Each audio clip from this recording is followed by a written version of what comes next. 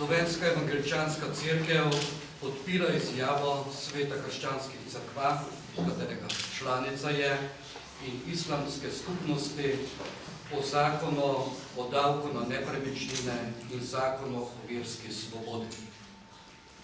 Po našem mnenju je predlagatelj zaobšel oziroma zaobhaja odprt, pregleden in reden dialog z verskimi skupnostmi, kateremu ga poleg Ustave Republike Slovenije zavezuje tudi pravo Evropske unije.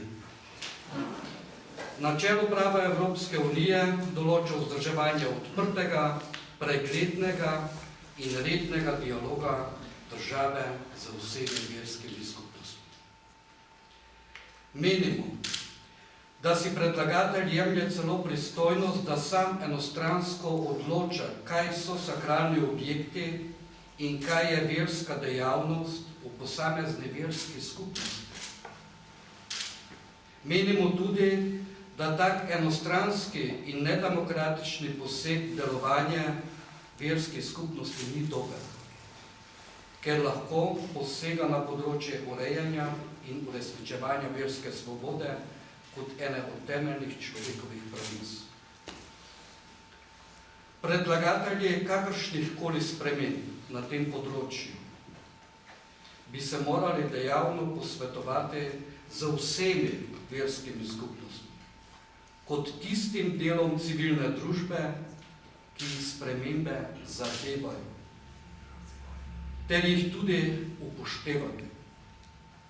Kakšnakoli ideološko obremenjena politika ne more zniževati evropsko priznanih standardov verske svobode in ne sme enostransko mimo volje tistih, ki jih zakon o davku na nepremičnine in zakon o verski svobodi zadeva.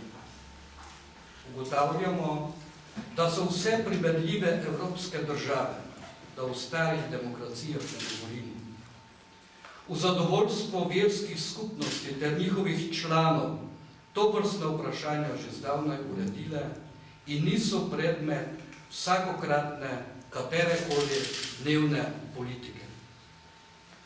Nenehno spreminjanje zakonodaje, ki opredeljuje izvajanje verske svobode v vseh njenih 4 razsežnostih, individualni in kolektivni, zasebni in javni, ne zagotavljajo trdnega pravnega položaja na področju verske svobode in izvrševanja obstoječih pravic in seveda tudi naših dolžnosti. Hvala.